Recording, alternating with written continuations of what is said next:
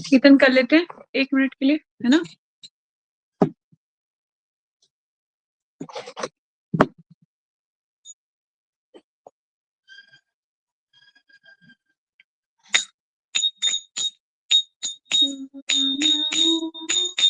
विष्णुपदाय विष्णुकृष्णाय भूतले श्रीमते भक्ति वेदांत स्वामिनिति नामिने नमस्ते सरस्वती देवे गौरवाणी प्रचारिणे निर्विशेष शून्यवादी पाश्चात्यदेशतारिणे जय श्री कृष्ण चैतन्य प्रभु नित्यानंद श्री अद्वैत गदाधर शिवासादि गौरा भक्तवृंदा हरे कृष्ण कृष्णा कृष्णा हरे हरे हरे राम राम राम हरे हरे हरे कृष्णा कृष्णा कृष्णा हरे हरे हरे राम राम राम हरे हरे हरे कृष्णा कृष्णा कृष्णा हरे हरे हरे राम राम राम हरे हरे। हरि नाम संकीर्तन की जय। जगत गुरु श्रील प्रभुपाद की जय। निताई गौर सीतानाथ प्रेमानंदे हरि हरि बोल। हरे कृष्णा। मंगलाचरण कर लेते हैं। ओम अज्ञानतिमिरन्धस्य ज्ञानाञ्जनशलाकया चक्षुरुन्मीलितं येन तस्मै श्रीगुरुवे नमः। श्रीचैतन्यमनोभीष्टं स्थापितं येन भूतले स्वयं रूपः कदा मह्यं ददाति स्वपदान्तिकं। वन्देऽहं श्रीगुरु श्रीयुतापदकमलं श्रीगुरु वैष्णवांश्च श्रीरूपं साग्रजातं सहगण रघुनाथं वितं तं सजीवं सावधूतं सावधूतं परिजनसहितं कृष्ण चैतन्य देवं श्रीराधा कृष्ण पादान सहगण श्रीललिता श्रीविशाखान्वितांश्च। हे कृष्णा करुणा सिंधु दीनबंधु जगतपते गोपेश गोपिका कांत श्रीराधा कांत नमोस्तुते। तप्त कांचन गौरांगी राधे वृंदावनेश्वरी विष्णु भानुसुते देवी प्रणमामि हरिप्रिये। वाञ्छाकल्पतरुभ्यश्च कृपा सिन्धुभ्येव च पतितानां पावनेभ्यो वैष्णवेभ्यो नमो नमः।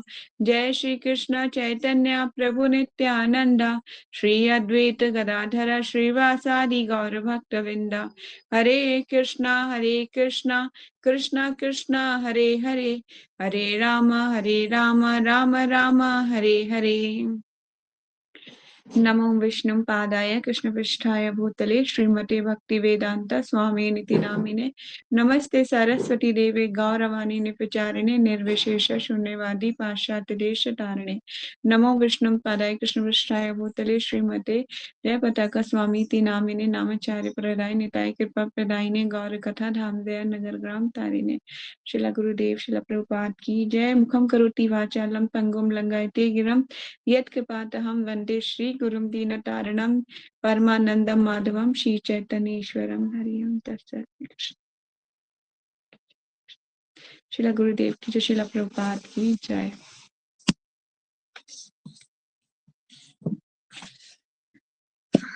तो शुरू करते हैं। कल क्या क्या पढ़ा था एक बार थोड़ा रिवीजन कर लेते हैं।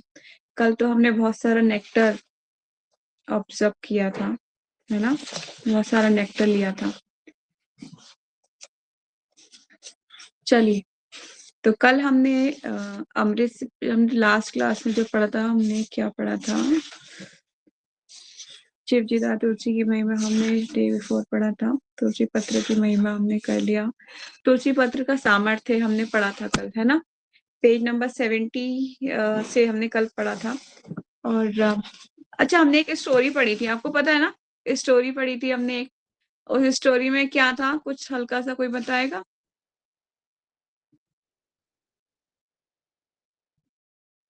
हाँ, क्या होता है उसमें? थोड़ा सा हल्का सा बताइए, मैं शॉर्ट में जल्दी से।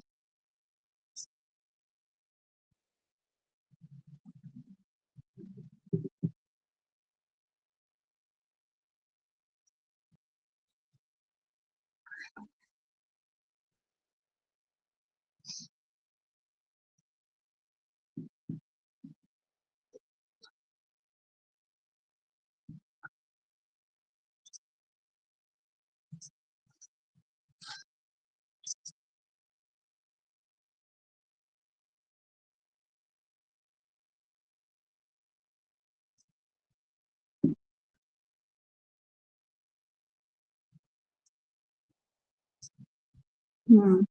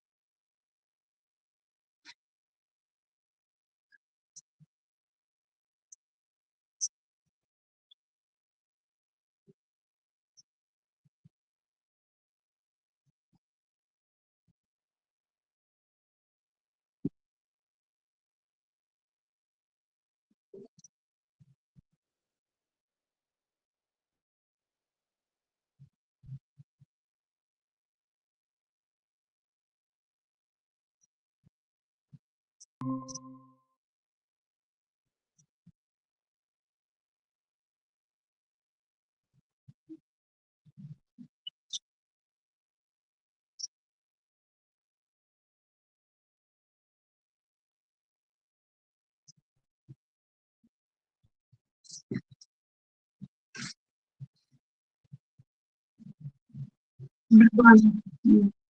कोई भी मटेरियल चीज भगवान के वेट के बराबर नहीं हो सकती, है ना? तो और जब भगवान भगवान किसी चीज से तुल नहीं सकते, सिर्फ तुलसी ही है जिसको भगवान प्रिय है, तो भगवान उसकी महिमा को स्थापित करना चाह रहे थे। Thank you so much. मुझे अच्छा लग रहा है कि आपको स्टोरीज रिमाइंड है ना? ऐसा नहीं है फ्लश आउट हो गया हो। ठीक है, चलिए। नेक्स्ट हमने पढ़ा था तुलसी कृष्ण प्रदायिनी है। तो इसमें हमने बहुत सारी चीजें पढ़ी थी, कल हमने बहुत चीजें पढ़ी थी। तुलसी ग्रहण की महिमा पढ़ी थी हमने, कि तुलसी ग्रहण की महिमा क्या होता है। तुलसी का सेवन करने के यदि व्यक्ति भगवत अर्पित तुलसी का सेवन करता है तो भगवान कृष्ण को तुलसी पत्र अर्पित करने के पश्चात व्यक्ति को उसे ग्रहण करना चाहिए। इससे क्या होता है, उसे सहस्त्र सहस्त्र चंद्रयान व्रत का पालन करने से अ, व्रत का पालन करने से अधिक देह की शुद्धि हो जाती है। मतलब इस तरह से उसके शरीर की पूरी शुद्धि हो जाती है तुलसी ग्रहण करने से। महापापी व्यक्ति भी तुलसीदार भक्षण करता है तब उसे शुभ गति प्राप्त हो जाती है। जीवन के अंतकाल में यदि कोई व्यक्ति चंडाल होकर श्रद्धा युक्त भावना से तुलसी का भक्षण करता है, तब देह के त्याग करने के बाद उसके सारे महापाप भस्मीभूत हो जाते हैं। ठीक है, तो हमने ये पढ़ा था तुलसी ग्रहण की महिमा। फिर हमने पढ़ा था तुलसी धारण की महिमा, है ना? अक्षय फल प्राप्त होता है उसको जो तुलसी को धारण करता है। ठीक है, फिर हमने पढ़ा था काष्ठ की महिमा। काष्ठ की महिमा का फल मैंने बताया था कि जो तुलसी की काष्ठ होती है हम भगवान को दिखाते हैं, तो उसका कितना बड़ा फल है। तुलसी की काष्ठ की दीप को भगवान को दिखाने से हमें क्या फल होता है? मतलब अक्षय, मतलब करोड़ों करोड़ों दीपक दीपदान का फल मिल जाता है। जो एक तुलसी के लकड़ी से भगवान को दीपदान करता है, ठीक है ना, उसे करोड़ों दीपदान का फल मिल जाता है। तुलसी चंदन काष्ठ की महिमा हमने पढ़ी थी। तुलसी युक्त स्नान की महिमा हमने पढ़ी थी। तुलसी द्वारा अर्चन की महिमा हमने पढ़ी थी, जिसमें बोला गया था कि भगवान को की पूजा तुलसी भगवान को रोज तुलसी चरणों पे देनी चाहिए। और अर्चन मतलब ये हमने पढ़ा था श्री हरि भक्ति विलास से, ठीक है। बृहद नारद पुराण में इसका वर्णन आता है, ठीक है। तुलसी विहीन अर्चन नहीं है। तुलसी विहीन स्नान स्नान नहीं माना जाता। तुलसी विहीन भोजन भोजन नहीं है। जिसमें तुलसी नहीं डली हुई भगवान को अर्पित नहीं है, तो वो भोजन भोजन नहीं है, अर्चन अर्चन नहीं है, और स्नान स्नान नहीं है। वायु पुराण में भी यहाँ वर्णन मिलता है, भगवान जनार्दन कदापि तुलसी तुलसी व्यक्तिरिक्त अर्चन पूजा को स्वीकार नहीं करते। जिसमें तुलसी नहीं होती उस पूजन को भगवान स्वीकार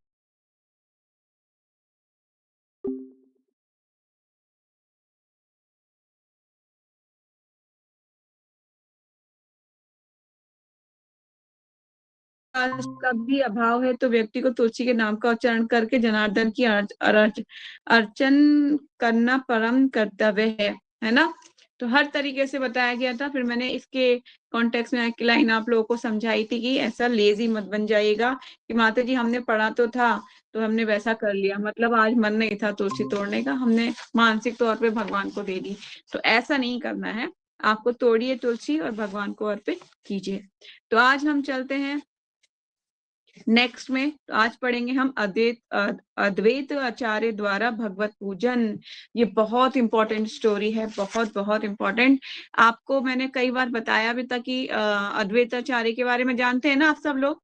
श्री चैतन्य चरितामृत में उनका वर्णन मिलता है, पंच तत्व में से वो एक है। भगवान विष्णु और जो है शिव जी के वो अवतार है, मिक्स है, मतलब उन दोनों का समरूप है। ठीक है, तो आज चलते हैं अद्वैताचार्य की स्टोरी में। बहुत इंटरेस्टिंग स्टोरीज है ये, तो प्लीज ध्यान पूर्वक कान खोल के हृदय खोल के ध्यान से सुनिएगा। चलिए, शिला गुरुदेव शिला प्रभुपाद की जय, श्रीमती तुलसी महारानी की जय। अद्वैताचार्य द्वारा भगवत पूजन। भगवान श्री चैतन्य महाप्रभु कलयुग की प्रथम संध्या में अपने अंतरंग पार्षदों के संग अवतरित होते हैं। वे जड़ जगत के अनादिकाल से बद्ध जीवों को बिना किसी भेदभाव से अपने चरणों की अनन्य प्रेमा भक्ति प्रदान करते हैं। वस्तुतः वे पंच तत्व के रूप में आकर अलग अलग प्रकार के रसों का आस्वादन करते हैं, परंतु भगवान कृष्ण श्री चैतन्य महाप्रभु के रूप में प्रकट होने के मुख्य एवं गौड़ कारण है। कुछ कारण है भगवान चैतन्य महाप्रभु के प्रकट होने के। ठीक है, सुन रहे हैं ना ध्यान से आप लोग। एवं उन अनेक कारणों में से एक मुख्य कारण है कि भगवान श्री कृष्ण श्री अद्वैत आचार्य की हुंकार को सुनकर श्री चैतन्य महाप्रभु के रूप में यहाँ आते हैं। कौन आते हैं? भगवान श्री कृष्ण आते हैं अद्वैत आचार्य की प्रार्थना को सुनकर। किसके रूप में? श्री चैतन्य महाप्रभु के रूप में आते हैं। श्री चैतन्य चैतामृत में श्री कृष्णदास कविराज गोस्वामी कहते हैं, जब अद्वैताचार्य इस जगत में प्रकट हुए और उन्होंने देखा कि सारा संसार श्री कृष्ण की भक्ति से विहीन है, क्योंकि लोग भौतिक व्यापारों में व्यस्त थे। प्रत्येक व्यक्ति चाहे पापवश हो या पुण्यवश भौतिक भोग में लगा हुआ था। कोई भी व्यक्ति भगवान की सेवा में रुचि नहीं रखता, जिसके कारण वे जन्म मृत्यु के चक्र से मुक्त नहीं होता। अद्वैताचार्य ने संसार की इस विपदमय स्थिति को देखा और उनके हृदय में दया उमड़ आई, और वे विचार करने लगे कि जनमानस के हित के लिए जनमानस का हित किस तरह करेंगे। श्री चैतन्य चरितामृत आदि लीला 3.99 और 106 107 में श्री कृष्णदास कविराज वर्णन करते हैं, आपानी श्री कृष्ण यदि करे न अवतार, हमारे आचार्य भक्ति करे न प्रचार। श्री अद्वैताचार्य ने सोचा, यदि कृष्ण का अवतार इस रूप में हो, इस कृष्ण का अवतार श्री अद्वैताचार्य ने सोचा, यदि कृष्ण अवतार के रूप में प्रकट हो तो वे स्वयं अपने व्यक्तिगत उदाहरण द्वारा भक्ति का प्रचार कर सकते हैं। नेक्स्ट, नाम वीनु कलिकाले धर्म नाही आर, कलिकाले के छे हेबे कृष्ण अवतार। इस कलयुग में भगवान कृष्ण के पवित्र नाम के कीर्तन के अतिरिक्त अन्य कोई धर्म नहीं है, लेकिन इस कलयुग में भगवान किस तरह अवतार लेंगे? शुद्ध भावे करीबा कृष्ण आराधन, निरंतर सौंदर्य करीबा निवेदन। मैं शुद्ध मन से कृष्ण की पूजा करूंगा और उनके निरंतर विनीत भाव से निवेदन करूंगा। अनीय कृष्ण रे कर कीर्तन संचार, तबे से अद्वैत नाम सफल अमार। मेरा अद्वैत नाम तभी सार्थक होगा जब मैं कृष्ण के पवित्र नाम संकीर्तन आंदोलन का प्रवर्तन करने के लिए प्रेरित कर सकूंगा। कृष्ण वंश करीबेन कौरण आराधने विचरिते एक श्लोक तार आइल तार मने। Page number 78। जब वे पूजा द्वारा कृष्ण को वश में करने के विषय में सोच रहे थे, तब उनके मन में निम्नलिखित श्लोक आया। तुलसी दल मात्रेण जल से चलकुनेन वा विकर्णेते स्व आत्मनाम भक्त्यो भक्तवत्सलाम। अपने भक्तों के प्रति अत्यंत वत्सल श्री कृष्ण अपने आप को उस भक्त के हाथ बेच देते हैं जो उन्हें केवल तुलसी दल अथवा एक अंजलि भर जल अर्पित करता है। कौन बेच देते हैं? भगवान स्वयं को बेच देते हैं। ठीक है, दोबारा पढ़ देती हूँ लाइन को। अपने भक्तों के प्रति अत्यंत वत्सल श्री कृष्ण अपने आप को उस भक्त के हाथ बेच देते हैं जो उन्हें केवल तुलसी दल एक अंजलि भर जल अर्पित करता है। तो आप समझ लीजिए कि आप भगवान को अगर अर्पित करते हैं तो भगवान निरंतर आपका प्रतीक्षा में बैठे रहते हैं कि आएगा मेरा भक्त और मेरी सेवा करेगा। ऐसा होता है, प्रभु जी बोलते हैं कि हमारे डीटीज जो है ना, हमारी वेट करते रहते हैं। अभी हम घर से बाहर जाते हैं तो हमारे जो भगवान है हमारा वेट करते रहते हैं, आएगा, मुझे सुलाएगी, मुझे खिलाएगी, वेट करते रहते हैं। ठीक है, एक श्लोकार्थ आचार करे न विचारण, कृष्ण के तुलसी दल दे जन, तार ऋण शोधि दे कृष्ण रे चिंतन, जल तुलसी रसम किछु घोरे नाही धन। अद्वैताचार्य ने इस श्लोक के अर्थ में इस प्रकार विचार किया, जो कृष्ण को तुलसी दल तथा जल अर्पित करता है, उसे कृष्ण को चुकाने की कोई विधि ना पाकर भगवान कृष्ण सोचते हैं, मेरे पास ऐसी कोई संपत्ति नहीं जो तुलसी दल तथा जल को की समता कर सके। ठीक है, तो जिसने तुलसी दल अर्पित किया है भगवान को और जल अर्पित किया है, भगवान कहते हैं इसके बदले मेरे पास ऐसी कोई वस्तु नहीं जो मैं तुम्हें दे सकूं, है ना। भगवान भौतिक चीज किया, भगवान कुछ भी नहीं दे पाएंगे। क्यों? भगवान को लगता है इसके बराबरी, ये तो अत्यंत बड़ा महान कार्य कर दिया मेरे भक्त ने, तो उसके बराबरी का मैं उसे क्या दे सकता हूँ। भगवान कुछ नहीं दे पाते। मतलब कहने का मतलब ये भगवान बहुत ही वत्सल हो जाते हैं, मतलब उस भक्त के पीछे पीछे चलते हैं भगवान। ठीक है, तो आगे चलते। अद्वैताचार्य ने क्या किया था? शालिग्राम शिला की पूजा की थी तुलसी जल से, तब भगवान चैतन्य महाप्रभु प्रकट हुए थे। आगे चलते हैं। तबेर आत्मा वेची करे ऋणेन शोधन, एत भावी आचार्य करे न आराधन। इस प्रकार भगवान अपने आप को भक्त के हाथ अर्पित करके अपना ऋण चुकाते हैं। भगवान कहते हैं कि ठीक है, अब मैं तेरा दास बन जाता हूँ। क्यों? क्योंकि ना तूने मुझे खरीद लिया है, मात्र एक तुलसी और जल दे के तूने मुझे खरीद लिया है। तथा इस तरह विचार करके आचार्य ने भगवान की आराधना प्रारंभ कर दी। उन्होंने ये मन में सोच के भगवान की आराधना प्रारंभ करी कि भगवान प्लीज आप प्रकट हो जाइए। ऐसी उत्कृष्ट आराधना से अत्यंत प्रसन्न होकर परम भगवान श्री चैतन्य महाप्रभु इस कलयुग में प्रकट होते हैं। भगवान सदा ही तुलसी द्वारा पूजन से आकृष्ट हो जाते हैं और अपने भक्त के ऋणी बन जाते हैं। इस प्रकार से भगवान तुलसी के प्रति अपने प्रेम का प्रकटे पूरे जगत में प्रदर्शित करते हैं, ताकि हर जीव तुलसी महारानी का आश्रय लेकर भगवत चरणों के प्रति शरणागत हो जाए और भगवत धाम को वापस जाए। ठीक है, तो भगवान का क्या मोटिव है कि जल्दी से जल्दी ये क्या है, तुलसी के पारायण हो जाए और अपने घर back to home, back to Godhead वापस चला जाए। ठीक है, जो हमारा असली घर है। ये नहीं कि माता जी मैं छतरपुर रहती हूँ तो मैं छतरपुर मेरा असली घर है, मैं वहां पे वापस जाना चाहती हूँ, ऐसा नहीं। आपका जहाँ एक्चुअल घर है, क्योंकि यहाँ तो हमने कितने घर धारण कर चुकी है जीवात्मा, कितने माता पिता स्वीकार कर चुके हैं। एक्चुअल घर है भगवान का धाम, वहां वापस जाना है, सोचना चाहिए। चलिए, भगवान का सात्विक पूजन किस तरह से किया जाता है? श्री चैतन्य महाप्रभु के दिव्य नाम संकीर्तन आंदोलन के प्रभाव से असंख्य लोग दिव्य आनंद का अनुभव कर रहे थे। बंगाल में गोवर्धन मजूमदार के अकेले युवा पुत्र रघुनाथ भी अपने घर परिवार धन ऐश्वर्य को तृणवत त्याग कर जगन्नाथपुरी में श्री चैतन्य महाप्रभु के चरणों के को आश्रय ग्रहण करते हैं। उनकी जिम्मेदारी महाप्रभु के रूप में दामोदर पर सौंपी और तब वे रघुनाथ स्वरूप स्वस्वरूप रघु के नाम से जाने जाते। रघुनाथ दास के वैराग्यमय आचरण से महाप्रभु सदैव अधिक प्रसन्न रहते।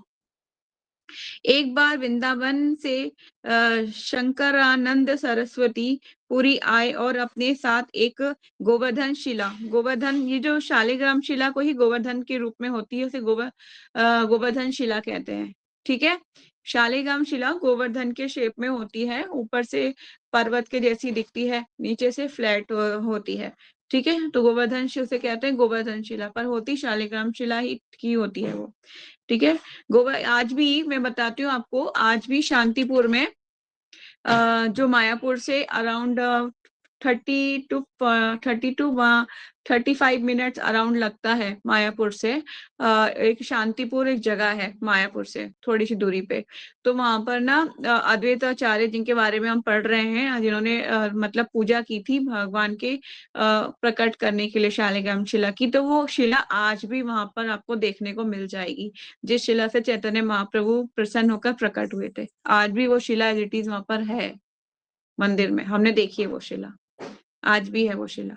ठीक है, तो एक बार वृंदावन में शंकरानंद सरस्वती पुरी आए और वे अपने साथ एक गोवर्धन शिला तथा गुंजमाला, छोटे शिखों की एक माला, छोटे शंखों की एक माला लाए। उन्होंने श्री चैतन्य महाप्रभु को वे दोनों वस्तुएं, शंखों की माला तथा गोवर्धन पर्वत की शिला दे दी। इस असामान्य वस्तुओं को पाकर श्री चैतन्य महाप्रभु अत्यंत सुखी थे। वे जप करते समय उस माला को अपने गले में डाल लिया करते। श्री कृष्णदास कविराज गोस्वामी इसका वर्णन करते हुए श्री चैतन्य चरितामृत अंत्यलीला 6.291 और 297-30 में कहते हैं, गोवर्धन शिला प्रभु हृदय नेत धरे, कबहु नसाय घृणाय लय, कभु कशिरे करे। महाप्रभु इस शिला को कभी अपने हृदय पर रखते और कभी अपनी आंखों से लगाते, कभी वे अपनी नाक से इसे सूंघते और कभी इसे अपने सिर पर रखते। नेत्र जले सोई शिला भजे रे निरंतर, शिलार कहे न प्रभु कृष्ण कलेवर। गोवर्धन पर्वत की ये शिला महाप्रभु के नेत्रों से निकलने वाले अश्रों से सदैव भीगी रहती थी। श्री कृष्ण चैतन्य महाप्रभु कहा करते, ये शिला साक्षात कृष्ण का शरीर है। ठीक है, क्या कहते हैं ये चैतन्य महाप्रभु कहते, ये साक्षात श्री कृष्ण का शरीर है। द्वारा पढ़ देती हुई लाइन, गोवर्धन की ये शिला महाप्रभु के नेत्रों से निकलने वाले अश्रों से सदैव भीगी रहती। श्री चैतन्य महाप्रभु कहा करते, ये शिला क्या है, साक्षात श्री कृष्ण का शरीर है। ठीक है, आगे चलते हैं। ए मत 3 वर्ष सशिला माला धरिला, तुष्ट हज शिला माला रघुनाथ दिला। उस शिला तथा माला के 3 वर्ष तक अपने पास रखे रहे। तब रघुनाथ दास के आचरण से अत्यधिक प्रसन्न होकर महाप्रभु ने इन दोनों को उन्हें दे दिया। ठीक है, प्रभु कहे ए शिला कृष्ण विग्रह, यह सेवा करे तुम्हें करिए अनुग्रह। श्री चैतन्य महाप्रभु ने रघुनाथ दास को ये उपदेश दिया, ये शिला भगवान कृष्ण का दिव्य स्वरूप है। इस शिला की पूजा अतीव उत्सुकता से करना। ठीक है, शालिग्राम शिला थी उनके पास, इसके लिए बोले कि इसकी पूजा कैसे करना, अत्यंत उत्सुकता से करना। तो होता ही है शिला की, जब आप शिला को सुबह स्नान कराते हैं, उसके बाद उन्हें चंदन लगा, उसके बाद इत्र लगाते हैं, इत्र के बाद चंदन लगा के फिर जब तुलसी उनके ऊपर रखते हैं, तब वो शिला देखने लायक होती है, इतनी सुंदर लगते हैं भगवान। मैंने भेजा भी था आपको, कल का दर्शन भेजा था ना, फोटो खींच के, जैसे मैंने उन्हें तैयार किया था तुरंत मैंने फोटो भेजा था। नेक्स्ट चलते हैं वर्ष में। जो ये मैं वर्ष पढ़ रही हूँ, श्री चैतन्य चरितामृत के वर्ष है। जब भी हम चैतन्य चरितामृत पढ़ते हैं ना, तो ऐसी ही फीलिंग आती है, ब्लेसफुल। ए शिला कर तुम्ही सात्विक पूजना, अचिरात पावे तुम्ही कृष्ण प्रेम धना। श्री चैतन्य महाप्रभु ने आगे कहा, तुम आदर्श ब्राह्मण की तरह सतगुणी भाव से इस शिला की पूजा करो, क्योंकि ऐसी पूजा से तुम निश्चय ही अविलंब कृष्ण का भाव में प्रेम प्राप्त कर सकोगे। एही कुंजा जल आर तुलसी रे मंजरी, सात्विक सेवा एही शुद्ध भावे करी। ऐसी पूजा के लिए ऐसी पूजा के लिए एक लोटा पानी तथा तुलसी वृक्ष की कुछ मंजरियों की आवश्यकता पड़ती है। यदि परम शुद्धि के साथ इसे संपन्न किया जाए तो यह सात्विक पूजा है। ठीक है, क्या क्या चीजों की जरूरत पड़ती है? एक लोटा जल और तुलसी की मंजरी। दुई दिके दुई पत्र मध्य कोमल मंजरी, एई मत आकृष्ट मंजरी दबे श्रद्धा करी। तुम्हें चाहिए कि तुम श्रद्धा तथा प्रेम के साथ तुलसी की 8 कोमल मंजरियां, यहाँ पे 8 कोमल मंजरियों की बात हो रही है, 8 कोमल मंजरियां भेंट चढ़ाओ। इन आठों को प्रत्येक और 2 तुलसी की पत्तियां हो। मतलब जो मंजरी हो उसकी दोनों ओर कैसी हो? उसकी ओर दोनों ओर मंजरी होनी, पत्तियां होनी चाहिए तुलसी की। आप देखना चाहते हो कहाँ से होती है मंजरी? एनीवन एल्स वांट्स टू सी? मेरे पास है, मैं दिखा सकती हूँ आपको। वेट, आपको वेट करना पड़ेगा, मैं लेके आऊं? देखना है? जस्ट वेट, मैं लेके आती हूँ।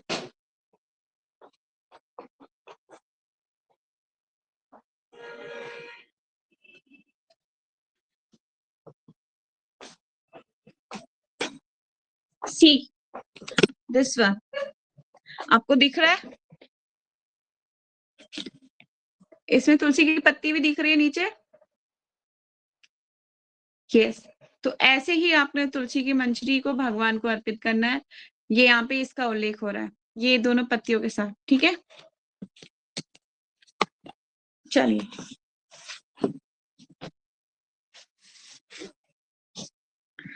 तुम्हें चाहिए कि तुम श्रद्धा तथा प्रेम के साथ तुलसी की 8 कोमल मंजरियां भेंट चढ़ाओ। इन आठों में प्रत्येक और 2 तुलसी की पत्तियां हो। इस प्रकार से श्री चैतन्य महाप्रभु के स्वहस्त से उन्होंने 2 अमूल्य निधि स्वीकार की और अपने आप को उनकी सेवा में समर्पित किया। हर रोज अत्यधिक आनंद एवं हर्षपूर्वक रघुनाथ इस सेवा को करते थे। ये पूजा के समय शिला का साक्षात विजेंद्र नंदन के रूप में दर्शन करते थे। भगवान का व्रजेंद्र नंदन के रूप में दर्शन करते थे, क्योंकि भगवान अत्यंत दयालु हैं। सदैव दिव्य आनंद में मग्न रहते थे। नेक्स्ट, जल रे तुलसी सेवाए तार जत सुखो दे, षडोपचार पूजाए तत सुख नाए।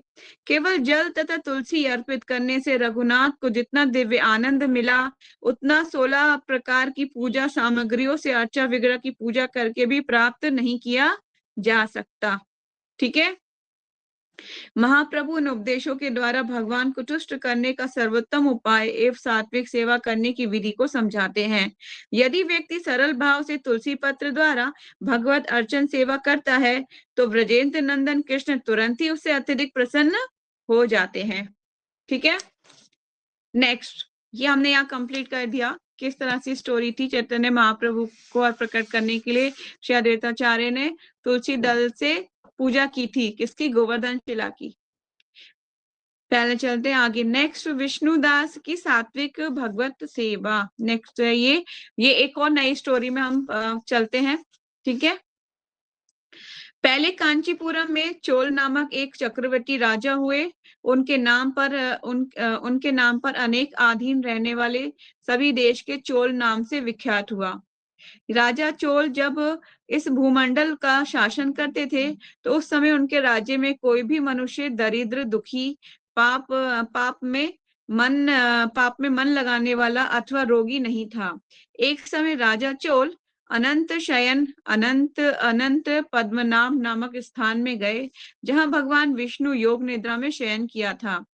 वहां भगवान विष्णु के दिव्य विग्रह की राजा ने विधि पूर्वक पूजन की और दिव्य मणि, मुक्ता फल और सुवर्ण के बने हुए सुंदर पुष्पों से पूजन करके राजा ने साष्टांग प्रणाम किया। उसी समय उनकी दृष्टि भगवान के पास आते हुए एक ब्राह्मण पर पड़ी, जो कांची नगरी के निवासी थे। उनका नाम विष्णुदास था। उन्होंने भगवान की पूजन के लिए अपने हाथ में तुलसी दल और जल ले रखा था। निकट आने पर उन महर्षि ने विष्णु सूक्त का पाठ करते हुए देवादिदेव भगवान को स्नान कराया और तुलसी की मंजरी तथा पत्तों से उनकी विधिवत पूजा की। राजा चोल ने जो पहले रत्नों से भगवान की पूजा की थी, वे सब तुलसी दल पत्र के और सुंदर कोमल मंजरियों से ढक गई। ये देखकर राजा क्रोधित होकर बोले, हे विष्णुदास, मैंने मणियों तथा सुवर्ण से भगवान की पूजा की थी। वे शोभामान थी। तुमने तुलसी अर्पित करके उसे ढक दिया। बताओ ऐसा क्यों किया? मुझे तो ऐसा जान पड़ता है कि तुम दरिद्र और गंवार हो, भगवान विष्णु की भक्ति को बिल्कुल नहीं जानते। राजा की ये बात सुनकर विष्णुदास ने कहा, हे राजन, आपको भक्ति का पता नहीं है, केवल धन के कारण आप गर्वित हो रहे हैं। बतलाइए, आज से पहले आपने कितने वैष्णव व्रतों का पालन किया है? तब राजा चोल ने हंसकर कहा, तुम तो दरिद्र और निर्धन हो, तुम्हारी भगवान विष्णु में भक्ति ही कितनी है। तुमने भगवान विष्णु को संतुष्ट करने वाला कोई भी यज्ञ और दान नहीं किया, और ना पहले कभी कोई सुंदर मंदिर ही बनवाया है। इतने पर भी तुम्हें अपनी भक्ति का इतना गर्व है। हे ब्राह्मणों, मेरी बात सुन ले। भगवान विष्णु के दर्शन से पहले मैं करता हूँ, भगवान विष्णु के दर्शन पहले मैं करता हूँ, या ब्राह्मण। आगे चलता है स्टोरी में। ऐसा कहकर राजा अपने राज्य भवन चले गए, जहां महर्षि मुदगल को आचार्य बनाकर वैष्णव यज्ञ प्रारंभ किया। उधर सदैव भगवान को प्रसन्न करने वाले शास्त्रोक्त नियमों का में तत्पर विष्णुदास भी व्रत का पालन करते हुए वहीं भगवान विष्णु के मंदिर में तुलसी वन की रक्षा और तुलसी सेवा आदि में तत्पर होकर सदैव भगवान को तुलसी अर्पित करके भगवत अर्चन में मग्न हो गए। एकादशी के को द्वादश अक्षर ओम नमो भगवते वासुदेवाय मंत्र का जप नित्य की गीत आदि के साथ प्रतिदिन षोडशोपचारों से भगवान विष्णु की पूजा की। वे प्रतिदिन सदैव भगवान विष्णु का स्मरण किया करते थे। उनकी दृष्टि सदैव सम हो गई थी, और इस प्रकार राजा चोल और विष्णु दास दोनों ही भगवान लक्ष्मीपति की आराधना में संकलन थे। दोनों ही अपने अपने व्रतों में स्थिर रहते थे, और दोनों ही संपूर्ण इंद्रियों के समस्त अपकर्म भगवान विष्णु को अर्पित कर चुके थे। इस अवस्था में दोनों ने दीर्घ काल व्यतीत किया।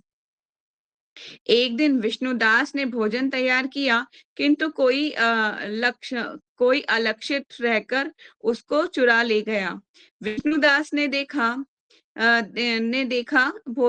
विष्णुदास ने देखा भोजन नहीं है, परंतु उन्होंने दोबारा भोजन नहीं बनाया, क्योंकि ऐसा करने पर सायंकाल की पूजा के लिए उन्हें अवकाश नहीं मिलता। दूसरे दिन पुनः उसी समय पर भोजन बनाकर जैसे ही भगवान विष्णु को भोग अर्पण करने के लिए गए, उसी समय किसी ने आकर फिर सारा भोजन हड़प लिया।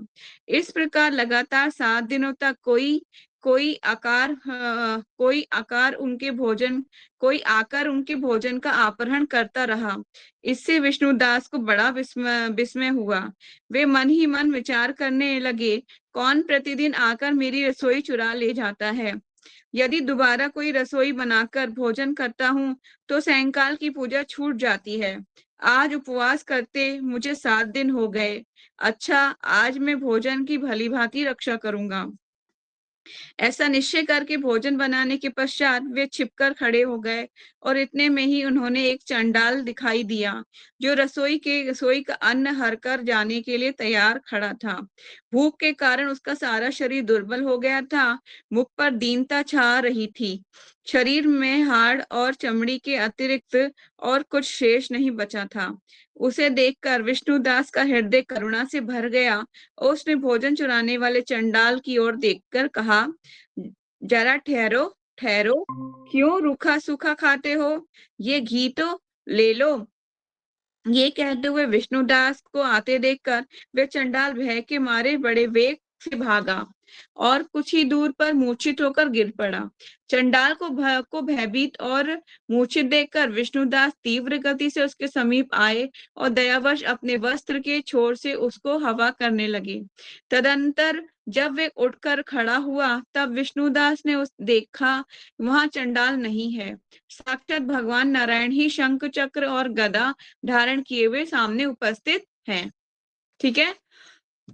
भगवान चंडाल बनकर आए थे, भोजन चुरा के ले जा रहे थे। परम भगवान विष्णुदास की तुलसी युक्त सात्विक पूजा से अत्यंत अत्यंत प्रसन्न थे। भगवान को साक्षात देखकर विष्णुदास स्तुतियां और नमस्कार अर्पित करने लगे।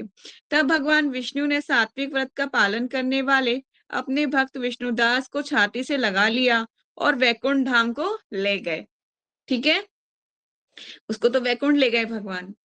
उस समय यज्ञ में दीक्षित राजा चोल ने देखा कि विष्णुदास एक विमान पर बैठकर भगवान विष्णु के समीप जा रहे हैं। विष्णुदास को वैकुंठ धाम जाते देखकर राजा ने अपने गुरु महर्षि मुद्गल को बुलाया और जिसके साथ स्पर्धा करके मैंने इस यज्ञ दान आदि कर्म का अनुष्ठान किया है।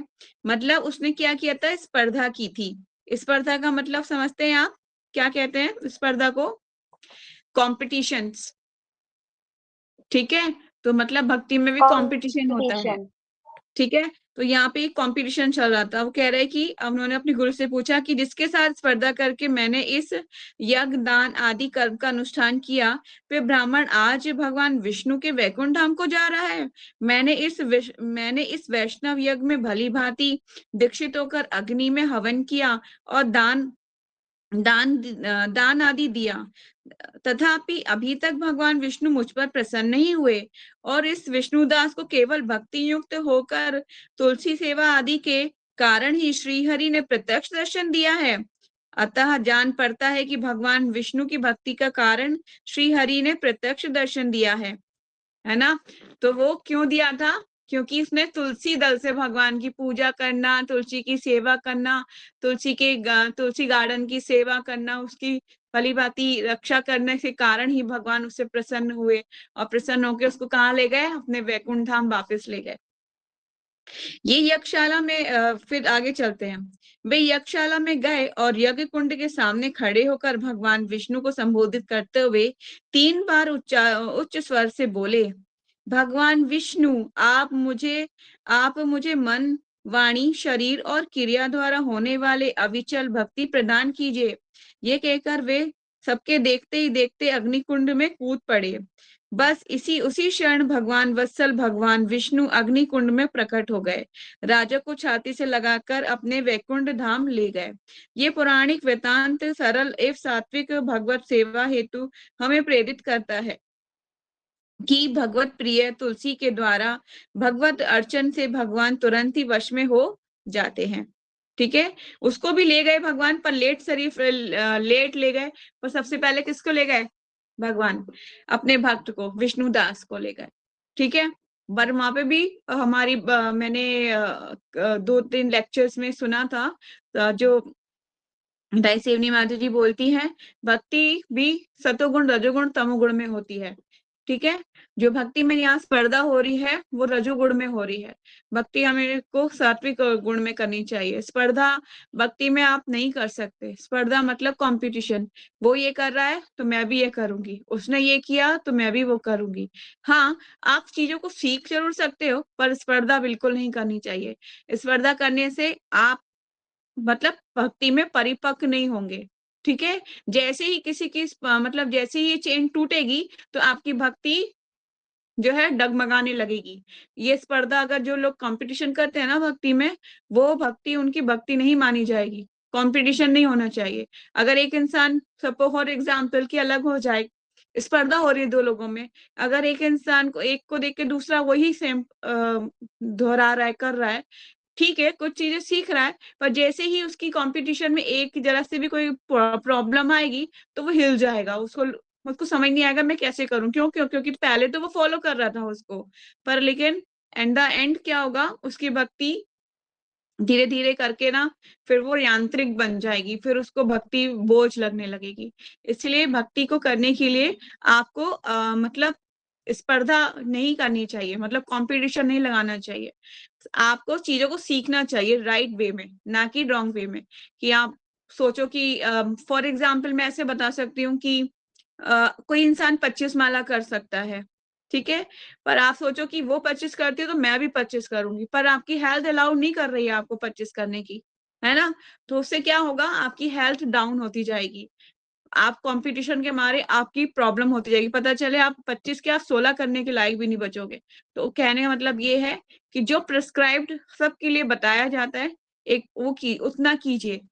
कंपटीशन इतना ज्यादा मत लगाइए कि आप पता चले आप वो उतना नहीं कर पाए। हो सकता है उसकी सामर्थ्य ज्यादा है, वो कर पा रहा है, उसकी उसकी परिस्थिति अनुकूल है, वो कर पा रहा है, आपकी परिस्थिति अनुकूल नहीं है। आप होल्ड हाउस होल्डर हो, आप वर्किंग हो, आप सबको जाना पड़ता है, ऑफिस जाना पड़ता है, कॉलेज जाना पड़ता है, आपकी नहीं है ना? तो किसी ऐसा कंपटीशन मत लगाइए। तो भक्ति में स्पर्धा जो है खतरनाक हो सकती है, इसीलिए चीजों को समझना जरूरी है कि किस तरह से करनी है, पर कंपटीशन नहीं होना चाहिए। ठीक है, चलती आगे चलते हैं। 15 नंबर, शिव पार्वती द्वारा भगवत पूजन। कैलाश पर्वत की शोभा अत्यंत मनोरम एवं सभी को आकृष्ट करने वाली है। माँ सदा सर्वदा सुमधुर समीर चारों ओर दिशाओं में प्रभावित होता है। नाना प्रकार के पुष्पों द्वारा आकाश सदैव सुगंधित रहता है। उस स्थान में जगत को पावन करने वाले मुनि आत्म कल्याण और जगत कल्याण की अविरल चिंता से सदैव निमग्न रहते हैं। ऐसे स्थान में शिव पार्वती सुखपूर्वक निवास करते हैं। शिव जी के अनुचर भी आनंद पूर्वक वहां अपने स्वामी के चरणों में स्थित हैं। कैलाश पर्वत जो है, आपने सुना होगा कैलाश पर्वत के बारे में, है ना, जहाँ भगवान शिव निवास करते हैं। तो आपका क्या व्यू है, आपको क्या लगता है कि दिस इज ट्रू और रॉन्ग, सच है या फिर झूठ है?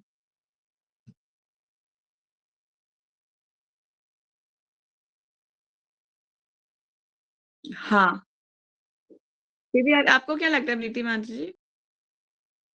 हरे कृष्णा माधव जी, हाँ लिखा है, मतलब बोलते हैं सभी तो होंगे, रहते होंगे। ये सच बात है। शिव जी वहां निवास करते हैं, पर हमारी मटेरियल लाइफ से हमें नहीं दिखेंगे। बोला जाता है जिसने भी कैलाश पर्वत पर चढ़ाई करने की होते हैं ना, माउंटेनियर्स होते हैं जो चढ़ाई करते हैं, उन्होंने कोशिश किया चढ़ने की, तो वहां पर काल की समय की गति इतनी तेजी से बढ़ती है कि उनके बाल सफेद होने लगते हैं, वो बूढ़े होने लगते हैं, उनके नेल्स बड़े होने लगते हैं। तो इस तरह से ना घबरा जाते हैं लोग, तो वापस मुड़ जाते हैं। वहां तक कोई भी पहुंच नहीं पाया, आज तक का कोई रिकॉर्ड नहीं पहुंच पाया।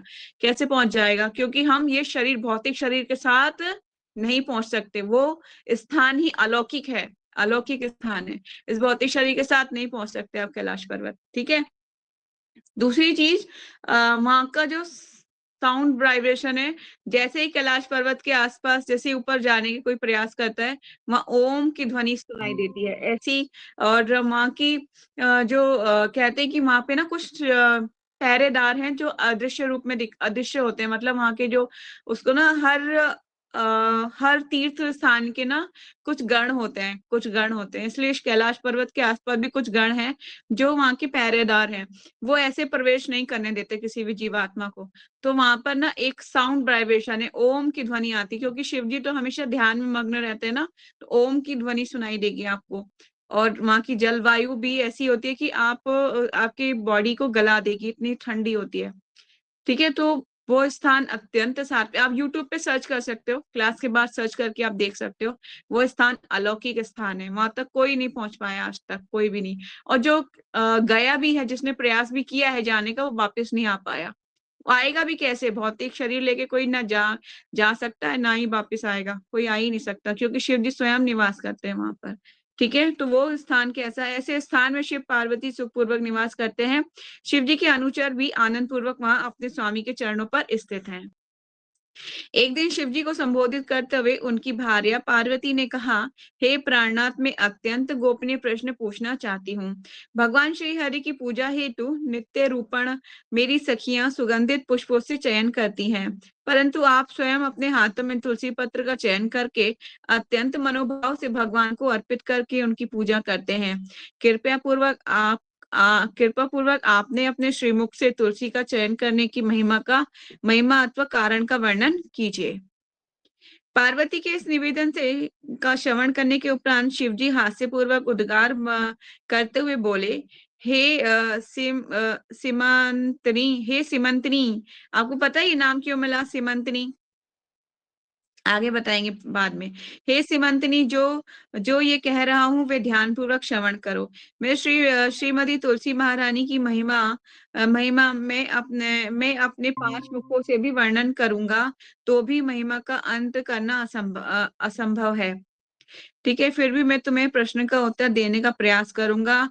ये एक चित्त भाव से श्रवण करो। ठीक है, इसको एक चित्त भाव से आप श्रवण कीजिए। पार्वती जी को बोल रहे हैं।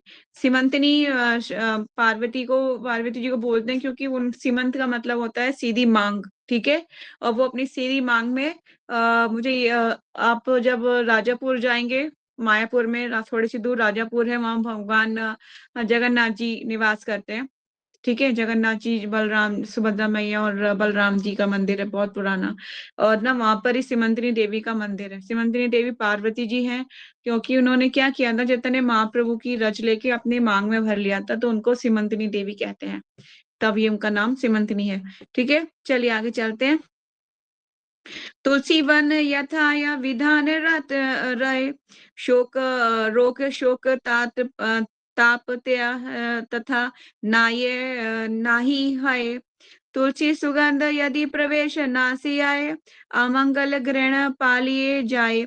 जत जत दूर गंध जनय तुन शनुतार गुण, सर्वत पवित्र होए जाने सुधी जन। तुलसी चरणे प्राण राखे, यही जना। तुलसी दूत नित्य तारे करे आगमन, वैकुंठ तरे नित्य वास करे सुजन। एक एक एक यथा शास्त्र तेन शुनि जाने त्रिभुवन, कृष्ण चरण तुलसी अर्पण ये जना। से हेन जनते तुलस कृष्ण अनुरक्त हन, ए लगी नित्य तो भक्ति तुलसी करी, कहिलाम गुण कछु सुलीले सुंदरी। इसका प्रपोट पढ़ लेते हैं, क्या है इसका मीनिंग। जहां भी तुलसी वन विद्यमान होता है, वहां रोग, शोक और त्रिताप आदि का प्रभाव नहीं रहता। ठीक है, जहाँ पे तुलसी वन होता है वहां पर क्या नहीं होता, शोक नहीं होता, त्रिताप नहीं होता, का कोई प्रभाव नहीं होगा।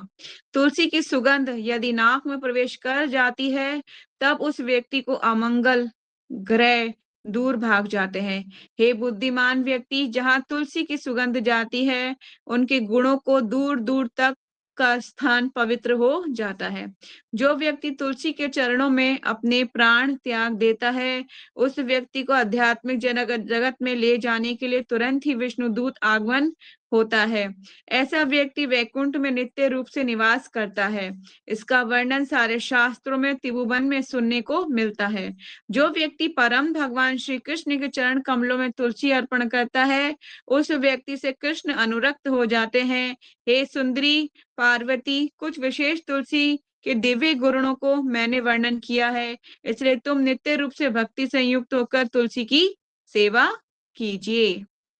ठीक है, तो तुलसी महारानी की सेवा नित्य निरंतर करते रहिए।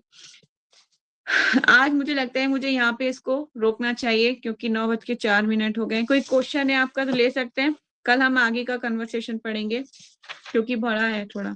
ये कंप्लीट कर ले, आधा ही पैराग्राफ है, आई थिंक कंप्लीट कर लेते हैं। इस प्रकार से पार्वती ने शिवजी के मुख से तुलसी की महिमा का श्रवण करने के बाद तुलसी के चरणों में प्रणाम किया। पार्वती देवी प्रतिदिन सप्त समुद्र के जल को लाकर तुलसी को स्नान कराने लगी। ये योगासन में बैठकर शास्त्रों के विधि विधानों के अनुसार तुलसी के मूल में बैठकर मनोभाव से श्री हरि की पूजा करने लगी। तुलसी पत्र को स्वहस्ते चयन करके द्वादशी के दिन तुलसी पत्र की सुगंध से युक्त श्वेत चंदन का लेपन करके श्री हरि के चरणों में अर्पण करके भगवत प्रार्थना करने लगी। इस प्रकार से तुलसी पत्र के द्वारा श्री हरि की पूजा करने के कारण भगवान उनके इस सेवा भाव से अत्यंत प्रसन्न हो उठे। एक दिन पार्वती देवी भगवत स्मरण में अत्यंत मनोभाव से निमग्न हो गई थीं। उस समय भगवान श्री हरि उनके समक्ष प्रकट हो गए और पार्वती का ध्यान टूट गया। तब पार्वती देवी ने श्री हरि का दर्शन किया। भगवान पार्वती को संबोधित करते हुए कहने लगे, हे पार्वती, तुम्हारी सेवा से मैं अत्यंत संतुष्ट हो गया हूँ और तुम्हें तुलसी देवी के अष्टोत्तर शतनाम प्रदान करूंगा। श्री हरि पार्वती को अष्टोत्तर शतनाम प्रदान करके उसी क्षण आप प्रकट हो गए। पार्वती देवी तदंतर उन नामों का उच्चारण करने लगी और अत्यधिक दिव्य आनंद का आस्वादन करने लगी। श्रीमती तुलसी महारानी की जय। ठीक है, आप लोगों का कोई डाउट है, कोई क्वेश्चन है तो 1 मिनट हमारे पास हम ले सकते हैं, अदरवाइज कल हम पढ़ेंगे पेज नंबर 86। कोई क्वेश्चन, कोई डाउट?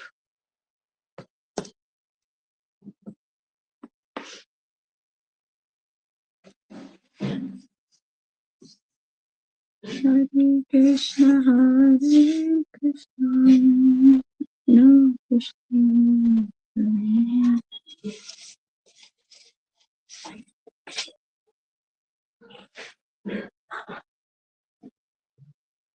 No question, okay. तो बाकी कल कंटिन्यू करेंगे, ठीक है। Thank you so much for joining. Hopefully सबने ये बुक ले ली होगी। प्रीतिवांशी जी, आपने अगर अभी तक नहीं ली है तो ले लीजिए, ठीक है, और इसको पढ़ना शुरू कीजिए। ये आपको जो भी अभी आप पढ़ रहे हो, सुन रहे हो, वो सब आपके भविष्य में भी काम आएगा और आपको जीवन भर आपकी जो पूजा भक्ति है वो भी भगवान की कृपा से आगे बढ़ेगी, है ना। तो आपको भगवान के श्री चरणों में तुलसी अर्पित करनी चाहिए और भगवान से यही प्रार्थना करनी चाहिए, भगवान मेरी भक्ति में जीवन में आगे बढ़ने में मेरी मदद कीजिए, आपकी मदद के बिना मैं आगे नहीं बढ़ सकती, है ना। तो तुलसी अर्पित करते हुए जब ये भाव भगवान से प्रार्थना करेंगे तो भगवान अवश्य ही, मतलब इसमें कोई संशय नहीं होना करना चाहिए, अवश्य ही आपकी रक्षा करेंगे। कहते हैं ना, अवश्य रक्षिवे कृष्ण, भगवान अवश्य ही रक्षा करेंगे, ठीक है। तो भगवान को प्रसन्न करने का एकमात्र उपाय, एक ही उपाय है, भगवान श्री तुलसी देवी की पूजा करना, उनके चरणों में अर्पित कीजिए, ठीक है। तो यही आप कहते हैं ना, हमारे पास एक ही उपाय है इसको करने का। तुलसी महारानी की सेवा करते रहिए, ठीक है। तो यही वाइंड अप करते हैं आज की क्लास। वाञ्छाकल्पतरुभ्यश्च कृपा सिन्धुभैव च पतितानां पावनेभ्यो वैष्णवेभ्यो नमो नमः। अनंत कोटि वैष्णव भक्तवृंद की जय, नामाचार्य दास ठाकुर की जय, जगत गुरु शीला प्रभुपाद शीला गुरुदेव की जय, निताय गौर सीतानाथ प्रेमानंदे। हरि हरि बोल। हरे कृष्णा, दंडवत प्रणाम। हरे कृष्णा, प्रणाम सबको। हरे कृष्णा, दंडवत प्रणाम। हरे